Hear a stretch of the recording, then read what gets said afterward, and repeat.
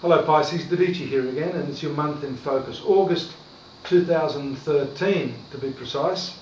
And you know, the fifth sector of the horoscope is considered very, very lucky. And what we see here right now, one of your ruling planets, Jupiter, with one of your exceptionally good planets, Mars, and Mercury conjoined in the fifth house of love affairs and future karma. So this is a month when your creative and romantic instincts are very, very much on track. You're very, very attractive, and you're wanting to expand this part of your life. But be warned, you know, the Mars-Jupiter combination is one in which sometimes we can overstep the bounds of good taste. We can actually desire too much in our lives. And for you right now, this can be done very, very abruptly, unexpectedly.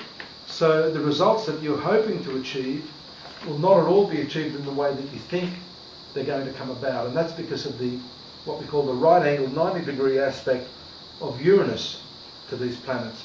Now the spotlighting of these aspects takes place around the 3rd, 4th and 5th.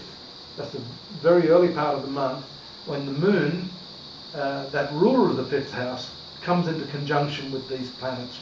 So a lot of stuff happening there, and you could actually be quite over emotional. You could be a little too reactive to the positive and even negative responses of people that you're attracted to during this period.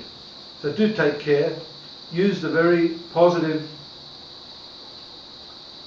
steadying energy of Saturn, which is influencing these three planets simultaneously with Uranus to take your time in making your decisions romantically. Some of you may actually have a couple of opportunities there.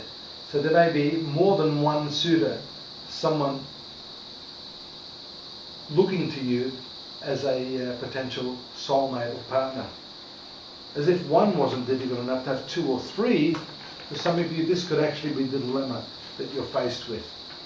Now the 6th house is your house of work, it's the house of health, and Mercury moves itself into that position on the 8th. So there's a shift in focus and attention to matters associated with medical or health, and this could also be a thought about how you present yourself in work and how you actually do your work. So your routine of work could change at this time. For some of you, there could be shift changes or schedule changes, and you should brace yourself for that and not be too surprised by what's going to happen. You may have no choice, so this is all a matter of adaptability, which you are very, very capable of, Pisces. On the 17th, we see the movement of Venus into the 8th house of your horoscope.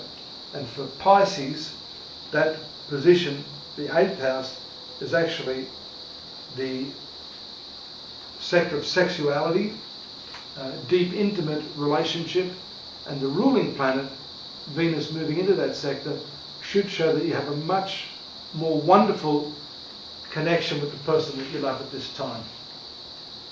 This is a very intimate sexual component, but it's not that base Mars element that we see, that carnal physicality. It is actually a very refined, loving, idealistic aspect. So we started the month saying that you've got these strong urges for romantic connection. It's at this time that Venus could make that very much a reality for a lot of you born under the sign of the fish. We see Mercury moving to the sign of marriage and relationships on the 24th. So here again we get an accentuation of the energies that are dominating those of you born under Pisces, which relate to your relationships, love, sexuality and intimacy. But Mercury is also very much to do with communicating these feelings.